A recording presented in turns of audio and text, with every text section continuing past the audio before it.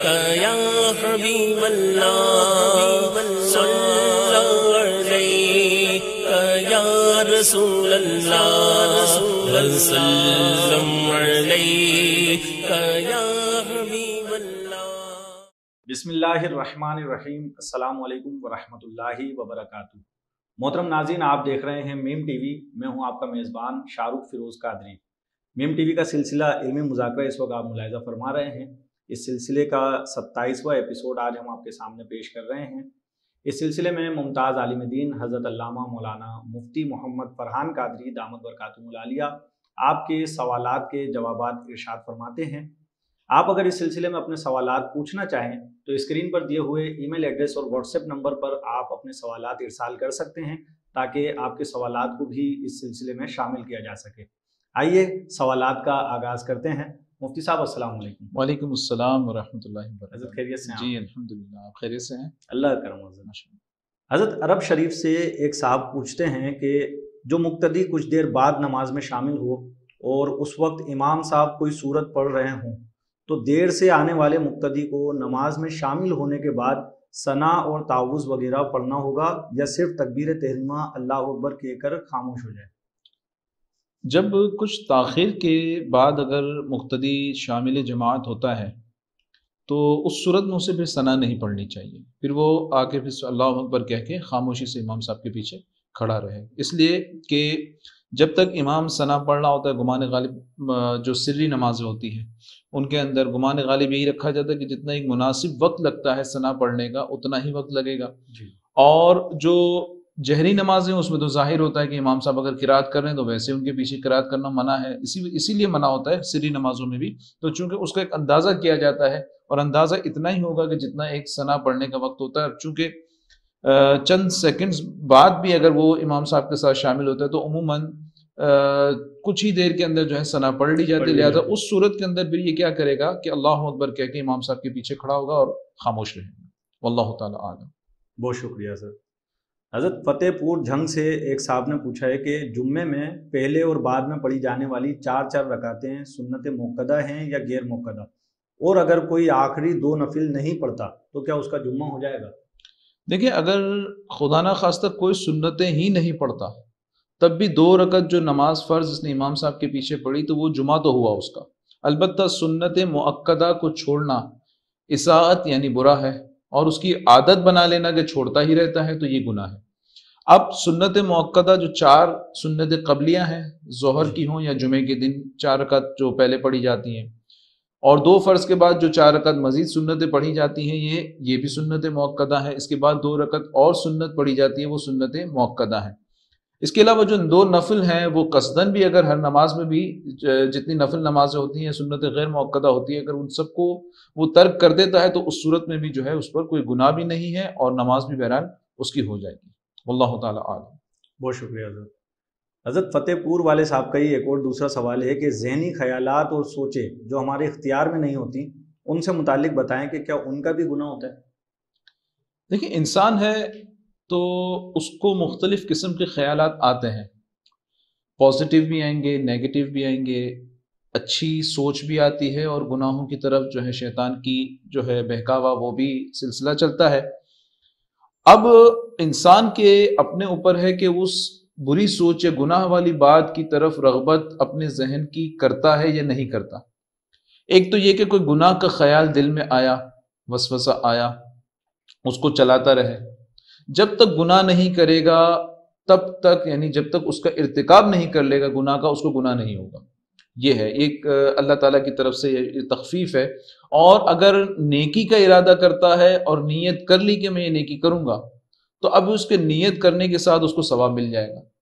جبکہ ارادہ مصمم ہو کہ واقعی اس نے کرنا ہے، کہ صرف زبانی کلامی نہ ہو کہ ہاں بھائی میں نیت کرتا ہوں میں اتنے نفل پڑھوں گا، لیکن جو ہے حقیقت میں دل اس کی نیت کے ساتھ نہ دے رہا ہو تو پھر یہ نیت نہیں کہلاتی۔ اور گناہ کے اندر بھی ارادہ مصممہ جب ہو جائے کہ اب گویا کہ بظاہر کوئی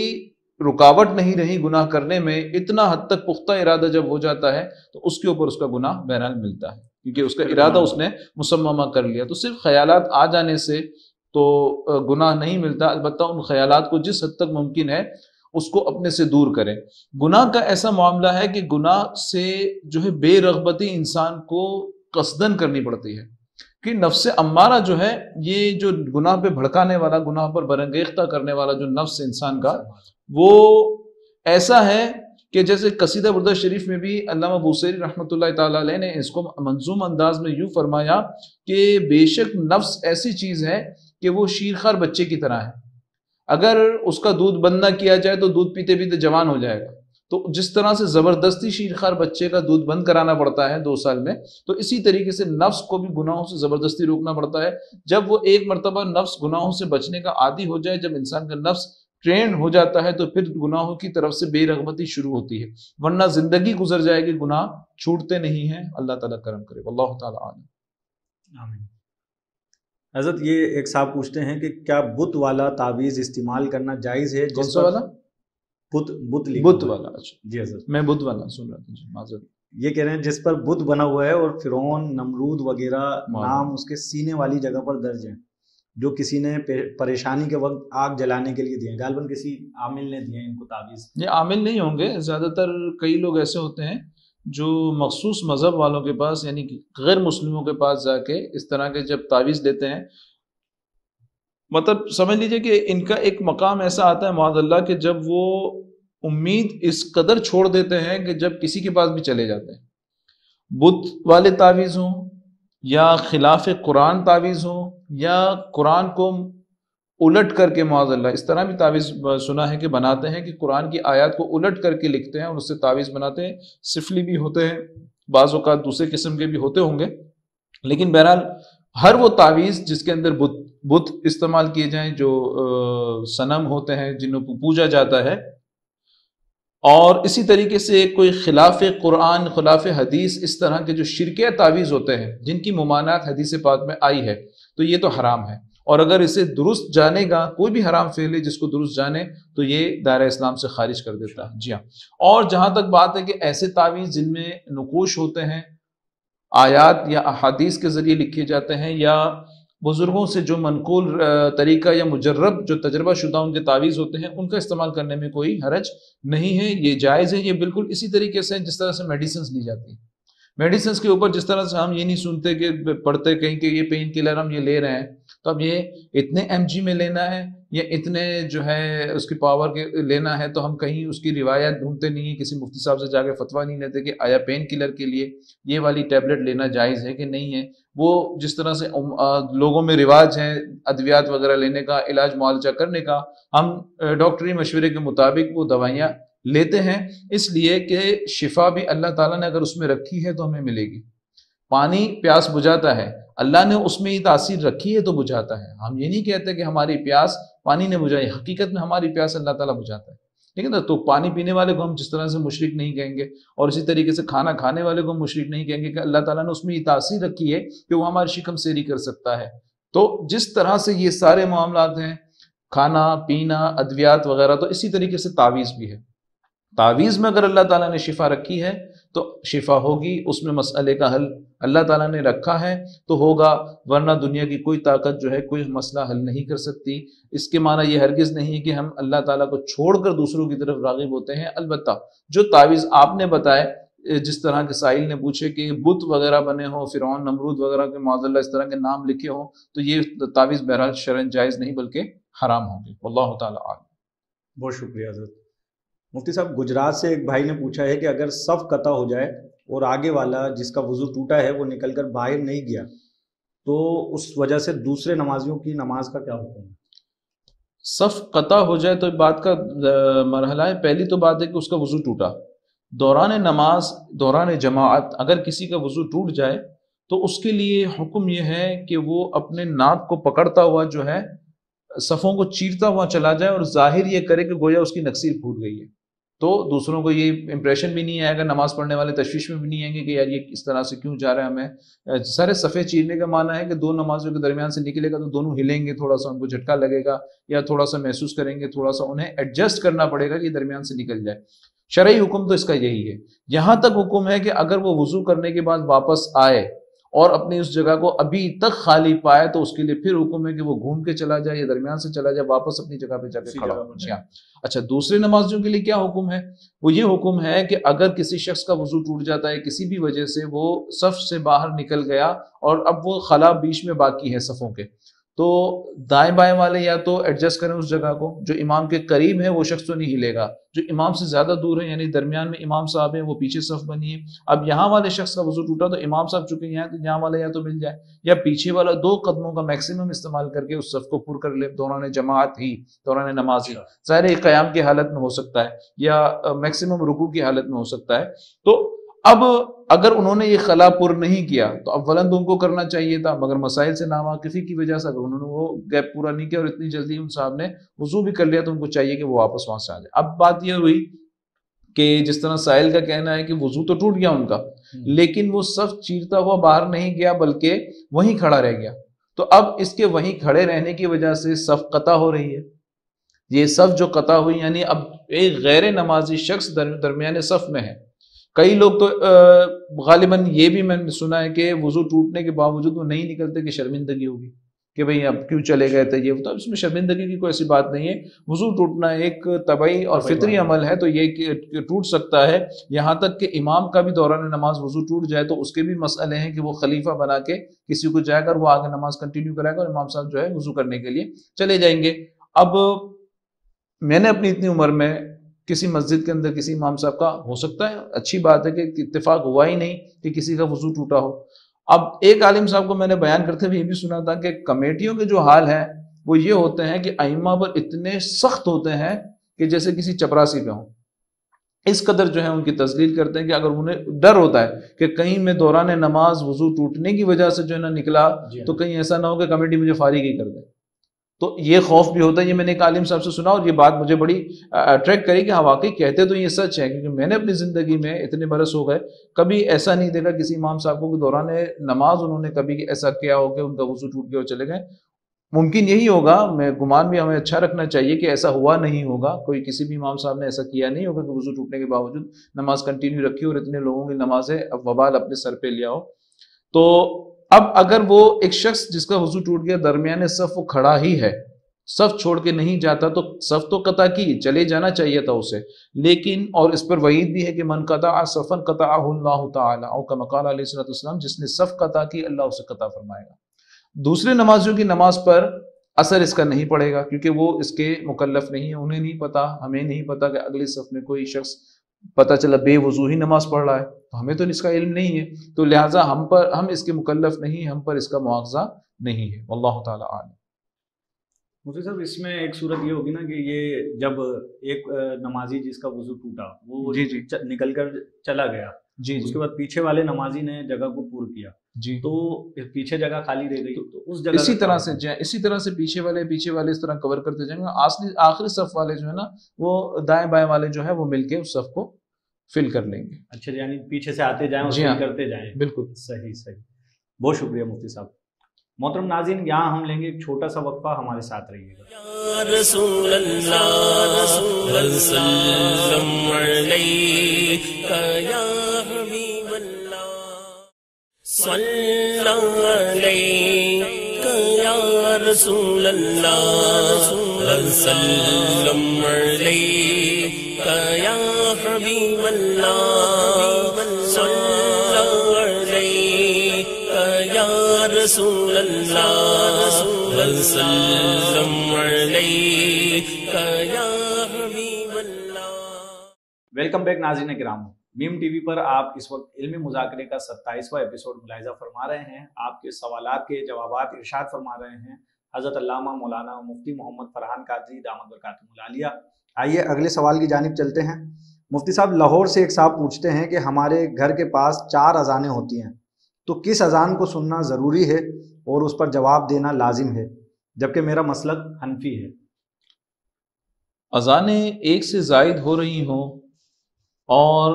سب ہی کی سب اذانیں اہل سنت کی ہوں، یعنی صحیح العقیدہ سنی مسلمانوں کی ہوں، تو اس میں پھر پرائیورٹی یا تو پہلی اذان کو دیں گے کہ پہلی اذان کا جواب دے دیا تو کافی ہے، واجب ادا ہو گیا، اس کے بعد دوسری اذان کا جواب دے تو ثواب ہے، نہیں دے تو کوئی لازم نہیں ہے اس پر. اور اگر ایسا ہے کہ ایک اذان صحیح العقیدہ سنی مسجد سے آ رہی ہے اور ایک دوسروں کی طرف سے آ رہی ہے تو ظاہر اہل سنت کی مسجد کی اذان کا جواب دے گا. اور اگر ایسا ہے کہ ہیں تو سنیوں کی مسجد ہوگی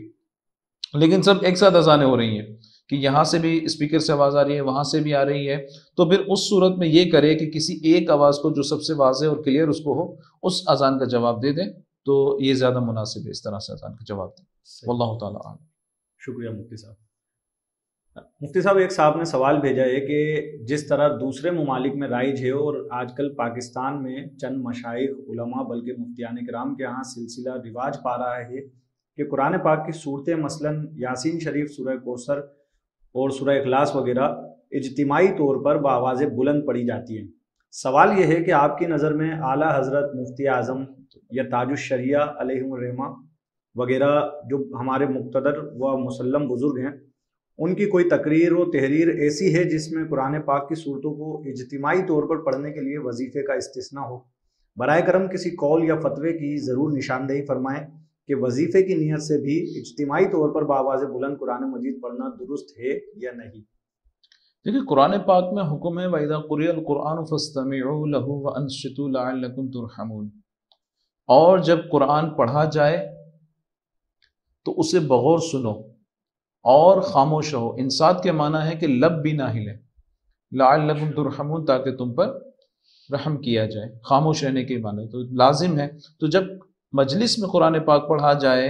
تو اہل مجلس پر لازم ہے کہ اس کو خاموش ہو کر بغور سنے، یہ لازم ہے. یہ اگر کوئی ساتھ میں تلاوت کرتا ہے تو یہ منع ہے. یہاں تک کہ اس آیت کی وجہ سے مقتدی کو بھی جو ہے امام کے پیچھے قرات کرنا منع فرمایا گیا جو احناف کا مذہب ہے. اب رہی بات کہ مجمع جمع کر کے وظائف کے طور پر جو ہے قرآن پاک کو اس طرح سے پڑھنا کہ سب ایک ساتھ ہی، جیسے آپ نے بتایا یاسین شریف یا سورہ کوثر یا کوئی اور سورہ ناس وغیرہ اس طرح اجتماعی طور پر پڑھتے ہیں کہ ہر طرف سے آواز آ رہی ہوتی ہے، تو ایسا کرنا یہ اسی آیت کی تحت جو ہے یہ جائز نہیں ہوگا. رہی بات ہمارے اکابر علماء کی طرف سے کوٹ کرنے کی، تو صدر الشریعہ بدر الطریقہ رحمۃ اللہ تعالیٰ نے فرمایا کہ مجمع میں سب لوگ بلند آواز سے پڑھیں، یہ حرام ہے. اکثر تیجوں میں سب سے بلند آواز سے پڑھتے ہیں، یہ حرام ہے. سب بلند آواز سے پڑھتے ہیں تیجوں میں. اگر چند شخص پڑھنے والے ہوں تو حکم ہے کہ آہستہ آہستہ پڑھیں، کہ چند لوگ ہوں، ایک سے زائد لوگ ہوں اور سبھی پڑھ رہے ہیں تو آہستہ آہستہ پڑھیں. اب اس طرح سے وظیفہ وغیرہ کوئی ہے، اس طرح سے اجتماعی طور پر بیٹھ کے پڑھتے ہیں اور درمیان میں قرآن پاک کی آیات یا صورتیں پڑھنی جانی ہوں ان وظائف کے درمیان میں، تو پھر اس کے لیے یہ اعلان کر دیا جائے کہ سب آہستہ آہستہ پڑھیں، سب خفی آواز سے پڑھیں کہ ایک کی آواز دوسرے کو نہ جائے، تاکہ قرآن پاک کا ادب جو ہے اپنی جگہ پہ ملحوظ خاطر رہے. ہمارے یہاں رواج جو ختم قادریہ کا ہے تو اس میں تو یہی ہوتا ہے، اس میں تو جب یاسین شریف پڑھی جاتی ہے تو ایک ساتھ پڑھتے ہیں اور سب باقی سب سنتے ہیں. سورہ تکاثر وغیرہ جب پڑھی جاتی ہے تو اپنے اپنے طور پہ پڑھتے ہیں، اپنے اپنے طور پر پڑھی جاتی ہے. یہی رواج ہے اور یہی صدر الشریعہ اور اعلیٰ حضرت رحمۃ اللہ تعالیٰ نے بھی اسی طرح سے فرمایا کہ اسی طرح سے عمل کیا جائے، یہ نہ ہو کہ سب ایک ساتھ شروع جائیں. امام اہل سنت فرماتے ہیں بہرحال اس قدر میں شک نہیں کہ قرآن عظیم کا ادب و حفظ حرمت لازم اور اس میں لغو و لغت حرام و ناجائز. پس صورت اولا میں جہاں مقصود تلاوت و ختم قرآن ہے، نہ حاضرین کو سنانا اگر سب آہستہ پڑھیں کہ ایک کی آواز دوسرے کو نہ جائے تو عین ادب و احسن واجب ہے. عین ادب و احسن واجب ہے. اس کی خوبی میں کیا کلام، اس میں تو کوئی کلام ہی نہیں کہ سب اپنے اپنے طور پر خاموشی سے پڑھ لیں. اور اگر چند آدمی با آواز پڑھ رہے ہیں، یوں ہی قاری کے پاس ایک یا چند مسلمان بغور سن رہے ہیں اور ان میں باہم اتنا فاصلہ ہے کہ ایک کی آواز سے دوسرے کا دھیان نہیں بٹتا تو قول اوسا پر اس میں بھی حرج نہیں. یعنی اتنی آواز ہو کہ ایک کی آواز سے دوسرے کو ڈسٹربنس نہیں ہو رہی، تو اس صورت کے اندر جو ہے یہ شرعاً جائز ہے. اس طرح نہ ہو کہ سارے ہی مل کر جو ہے پڑھ رہے ہیں اور جو قرآن پاک کا یہ اس میں اس کی ادب کے خلاف ہے یہ بات. اور چونکہ جو قرآن پاک کی آیہ کریمہ میں نے تلاوت کی اس کے مطابق بھی یہ شرعاً جائز نہیں. اور صدر الشریعہ نے بھی جو میں نے پہلے قول جو ہے کوٹ کیا اس کے مطابق اس طرح کرنا صدر الشریعہ نے اسے حرام لکھا ہے. واللہ صاحب اس میں مدارس کے طلبہ کے لیے کیا حکم ہے؟ جب مدارس کے طلبہ، جی ہاں، مدارس کے طلبہ جو ہوتے ہیں وہ ایک وظیفے کے طور پر یا اس طرح سے نہیں پڑھ رہے ہوتے کہ سب ایک ہی چیز پڑھ رہے ہیں. ہے نا کہ اب سورہ تکاثر جیسے ہم نے فرمایا تو سب اونچی آواز میں سورہ تکاثر پڑھ لیں، ایسا نہیں کر رہے ہوتے، بلکہ ہر طالب علم اپنی توجہ کے ساتھ اپنا سبق پڑھ رہا ہوتا ہے اور وہ یاد کر رہا ہوتا ہے، اور دوسرا اپنا پڑھ رہا ہوتا ہے۔ اچھا، سیکھنے سکھانے کے اندر بہت سارے استثناء بھی ہوتے ہیں جو دوسروں کے نہیں ہوتے، جیسے مسائل سیکھتے وقت غلط مسئلہ یاد ہو جانا یا غلط مسئلہ بیان کرنا کہ بھئی استاد اس وقت کریکشن کر رہا ہوتا ہے، اس وقت تو اس کا امتحان ہے، تو اس وقت اس کو یہ استثناء ہوتا ہے۔ حالانکہ غلط مسئلہ بیان کرنا شرعاً جائز نہیں ہے، جب تک مسئلے کا علم نہ ہو مسئلہ بیان نہیں کرنا چاہیے، الا یہ کہ کوئی خطا ہو جائے، اور خطا کر لینا یہ زیادہ بری بات نہیں ہے، خطا پہ مصر رہنا برا ہے، تو وہ طالب علمی کے موقع پر ہوتا ہے تو یہ دو مسائل ہو گئے۔ رہی بات کہ ایک اور مثال اس کی یہ لے لیجئے کہ اما پارا قرآن پاک کو الٹا پڑھنا قصدن، کہ حضرت عبداللہ ابن مسعود رضی اللہ تعالیٰ عنہ نے فرمایا کہ جو قرآن کو الٹا پڑھے قوی امکان ہے کہ اللہ تعالیٰ اس کے دل کو پلٹ دے، جان بوجھ کے اگر کوئی ایسا کرتا ہے تو اس میں وعید ہے۔ لیکن اما پارا آپ دیکھیں بچوں کو قاعدے کے بعد اگر پڑھایا جاتا ہے تو سورہ ناس، پھر سورہ فلق، پھر سورہ اخلاص اور پھر سورہ لہب، اس طرح سے بالکل برعکس ترتیب کے اوپر جو ہے اس کو مرتب کیا جاتا ہے، چھاپا جاتا ہے، اور بچوں کو دوسرے اسٹیج پر قاعدہ ختم ہونے کے بعد دوسرے اسٹیج پر اما پارا پڑھایا جاتا ہے، کیونکہ یہ تعلیم و تعلم کے لیے ہے۔ لہٰذا یہاں پر مقصد قرآن کی تحقیر یا توہین معاذ اللہ نہیں ہوتی، بلکہ یہاں پہ قرآن کی تعلیم اور ترویج ہوتی ہے، اس لیے یہاں پہ جائز ہے۔ اور یہاں پر چونکہ یہ اس کے ادب کے خلاف جا رہی ہے بات، اس لیے یہاں پر جو مجمع وغیرہ میں اس طرح سے مل کے پڑھتے ہیں ناجائز ہوگا۔ صاحب یہ طلبہ کا تو ہو گیا، اب اس میں عموماً جو ہمارے یہاں قرآن خوانی ہوتی ہے، قرآن خوانی میں سب اپنا اپنا سپارہ پڑھ رہے ہوتے ہیں، تو ایسی کنڈیشن میں کیا زور سے پڑھ سکتے ہیں؟ نہیں پڑھنا چاہیے، اس کے ادب کے خلاف، اتنی آواز سے پڑھے۔ کوئی معذور ہے نا، معذور سے مراد یہ ہے کہ کسی کا عذر ایسا ہے کہ اس کی آواز اتنی رہتی ہی نہیں ہے۔ ہمارے استاد صاحب تو کہتے تھے کہ ایسا بندہ میرے سامنے لے کے آؤ، میں اس کو سیدھا کروں کہ اس کی آواز جو ہے ایسی ہے کہ وہ پست پڑھ نہیں سکتا، تو ایسا ہو نہیں سکتا۔ لیکن بہرحال ایسا ہو سکتا ہے کہ کوئی شخص اتنی بلند آواز ہو کہ جس کے نام، تو وہ تو ایک معذور ہے نا، وہ تو ایک ایکسیپشنل کیس ہے، استثنائی صورت ہے، کوئی ایک آدھ بندہ کسی مجمع میں ہوگا۔ لیکن عادت بنا لینا کہ زور زور سے پڑھنا کہ مجھے پڑھنا آتا ہے، ایک تو ہمارے ہاں یہ بڑا پرابلم ہے کہ کوئی شخص کچھ جانتا ہے نا تو وہ ظاہر کرنا بہت ضروری سمجھتا ہے کہ مجھے یہ آتا ہے، اگر وہ اس چیز کے وہ نیت کا خیر وہ اس کا اپنے ذہن کے اور اس کے مطابق ہے کہ اس کی نیت کیا ہے۔ لیکن بہرحال قرآن خوانی وغیرہ میں بھی جیسا کہ یہ کوٹ جو میں نے کیا تھا صدر الشریعہ کی عبارت سے اور اعلیٰ حضرت کے حوالے سے، تو اس میں یہ بات موجود ہے کہ قرآن خوانی وغیرہ اس میں اونچی آواز سے نہیں پڑھنا چاہیے کہ دوسرے کو ڈسٹربنس ہو۔ بہت شکریہ حضرت۔ مفتی صاحب ایک صاحب یہ پوچھتے ہیں کہ میری خالہ نے ایک بچھڑا پالا کہ اسے اللہ کی راہ میں خیرات کریں گی، لیکن خیرات کرنے سے کچھ دن پہلے وہ اتفاقاً مر گیا،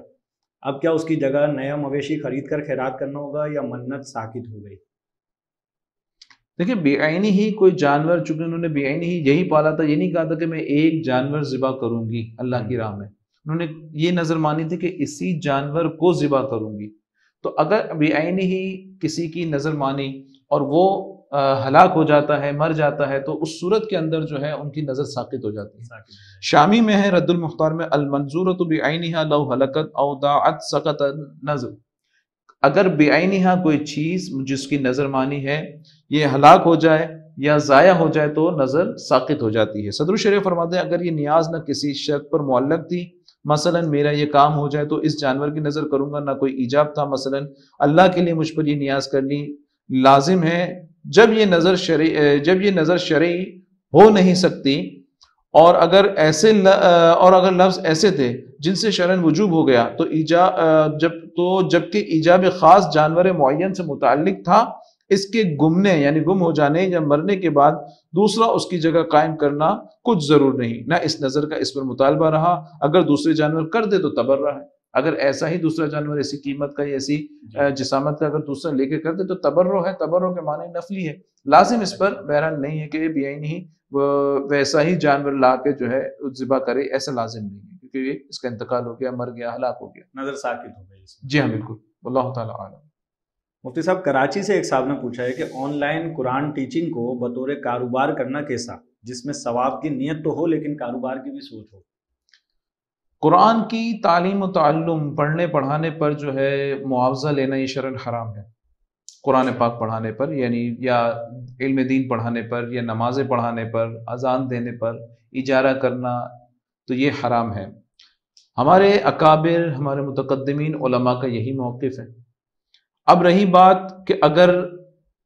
کوئی بھی اجارہ نہیں کرے گا، کوئی بھی پیسے نہیں لے گا تو ہوگا کیا؟ یہ سب معاملات، یہ سارے کام جو ہے رہ جائیں گے،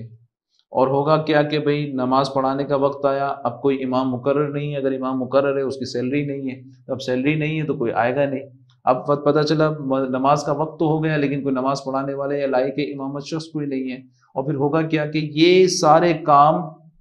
جو ہے رک جائیں گے، نہ کوئی قرآن پڑھانے والا ہوگا، نہ کوئی نمازیں پڑھانے والا ہوگا، نہ کوئی جو ہے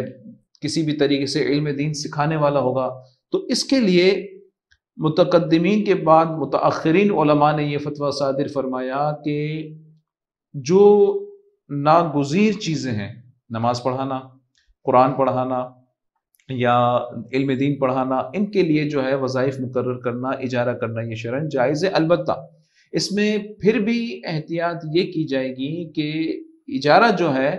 تعلیم قرآن پر نہیں ہوگا، اجارہ جو ہے نماز پڑھانے کا نہیں ہوگا، اجارہ علم دین پڑھانے کا نہیں ہوگا، بلکہ اجارہ وقت کا کر لیا جائے کہ آپ اتنا وقت دیں گے، آپ کے وقت کی یہ عوض آپ کو یہ قیمت ملے گی، یہ اجارہ ملے گا، یہ سیلری ملے گی، اور اس وقت کے اندر جو ہے وہ آپ علم دین پڑھائیں، اس وقت کے اندر آپ جو ہے قرآن پاک پڑھائیں، اور اس وقت کے اندر آپ جو ہے نماز پڑھائیں۔ اب رہی بات ثواب ملے گا کہ نہیں ملے گا، یہ اس کی نیت پر ہے۔ انما لکل امرئ ما نویٰ، ہر شخص کے لیے وہی ہے جو اس نے نیت کی، اس نے نیت ہے، وہ اذان دیتا ہے تو جو اس کو ثواب ملے گا وہ وہی ملے گا کہ بروز قیامت سب سے اونچی گردنیں مؤذنین کی ہوں گی، جبکہ وہ اللہ کی رضا کے لیے دے۔ تو اب جو سیلری لے لے تو ایسا تو نہیں کہ سیلری لینے کے بعد رضا الہی ختم ہو سکتی ہے۔ خلفائے راشدین رضی اللہ تعالیٰ عنہم اجمعین میں سیدنا عثمان غنی رضی اللہ تعالیٰ عنہ کے علاوہ تینوں خلفاء نے، سیدنا صدیق اکبر رضی اللہ تعالیٰ عنہ، سیدنا فاروق اعظم رضی اللہ تعالیٰ عنہ، اور مولا علی مشکل کشا شیر خدا حضرت علی کرم اللہ تعالیٰ وجہہ الکریم و رضی عنہ، تینوں نے سیلریز لی۔ وہ الگ بات ہے کہ ان کی سیلری ایسی تقوی والی ہوتی تھی کہ اگر ایک چھوٹا سا کچھ اماؤنٹ بھی بچ جاتا ہے یا چھوٹی سی کوئی چیز بھی بچ جاتی ہے ان کی تو وہ بیت المال میں جو ہے واپس کر دیا کرتے، اس طرح کی بھی چیزیں ان کو زہد و تقویٰ ان کا نظر آتا ہے۔ لیکن بہرحال شرعاً سیلری لینا یہ جائز ہے۔ البتہ جو آپ نے بتایا کہ آن لائن کے اندر کاروبار کی سوچ رکھنا کہ یار میں کام یہی کر لیتا ہوں یا میں یہی کام کر لیتی ہوں کہ اس سے مجھے اتنی سیلری اتنی اماؤنٹ آ جائے کرے گی اور اتنا جو ہے یہ کوئی اور کام کرنے کی بنسبت یہ بہتر رہے گا، تو اب اس کی نیت کے اوپر ڈیپینڈنٹ ہے کہ اگر وہ نیت اس کی یہ ہے کہ ایسے ممالک میں یا ایسی جگہوں پہ جہاں قرآن کے مدرسین نہیں ہوتے، آن لائن میں یہاں سے بیٹھ کے ان کو قرآن پاک پڑھا دوں تاکہ قرآن کو ترویج و اشاعت ملے، لوگ جہاں قرآن نہیں پڑھنا چاہتے وہ قرآن پڑھنا سیکھ جائیں، یہ نیت ہے، اور ساتھ میں اپنے اس خرچہ جو ہوتا ہے آن لائن وغیرہ کرنے کا یا اپنا اس وقت کا جو ہے کچھ خرچہ پانی نکل آئے اس کے لیے فیس لیں، تو پھر تو سمجھ آتی ہے کہ اس کی نیت صادق ہے۔ اب یہ اس کے اپنے دل سے اس کا تعلق ہے، نیت کا یہ ہو جاتا ہے۔ البتہ اگر کوئی وقت دیتا ہے اور اس طرح آن لائن ٹیچنگ پر فیس لیتا ہے تو یہ بہرحال شرعاً جائز تو ہوگی۔ اب ثواب کا تعلق جو ہے نیت پر، اللہ تعالیٰ عالم۔ صاحب اس میں آن لائن ٹیچنگ میں لاگت بھی تو کافی آتی ہے نا، تو سروس چارجز تو وہ بات میں نے عرض کی نا کہ اپنے کاسٹ ریکور کرنے کے لیے اور ساتھ ساتھ اپنے وقت کی قیمت نکالنے کے لیے بھی کہ کہیں اور یہ سروس دیتا تو سیلری ملتی ہے، کچھ پیسے ملتے، وہ ریکور کرنے کے لیے تو ایک الگ بات ہے۔ البتہ یہ کمپیریزن کرنا کہ یار اس سے بہتر ہے کسی اور کی نوکری کرنے سے بہتر ہے کہ وہاں اتنی سیلری ملے گی یہاں سے زیادہ مل جائیں گے، سوچ اس کی جو تھنکنگ ہے نا وہ کہاں پہ جو ہے پازیٹیو ہے اس کے حساب سے، باقی ثواب اللہ تعالیٰ نے دینا ہے اور اس نے لینا ہے۔ صحیح، بہت شکریہ مفتی صاحب۔ محترم ناظرین، آج آپ نے علمی مذاکرے کا 27واں ایپیسوڈ ملاحظہ فرمایا۔ آپ کے سوالات کے جوابات ارشاد فرما رہے تھے حضرت علامہ مولانا مفتی محمد فرحان قادری دامت برکاتہم العالیہ۔ اس کے ساتھ ہی اپنے میزبان شاہ فیروز قادری کو دیجیے اجازت، انشاءاللہ اگلے ایپیسوڈ میں ملاقات ہوگی۔ السلام علیکم ورحمۃ اللہ وبرکاتہ۔ یا رسول اللہ صلی اللہ علیہ وسلم یا حبیب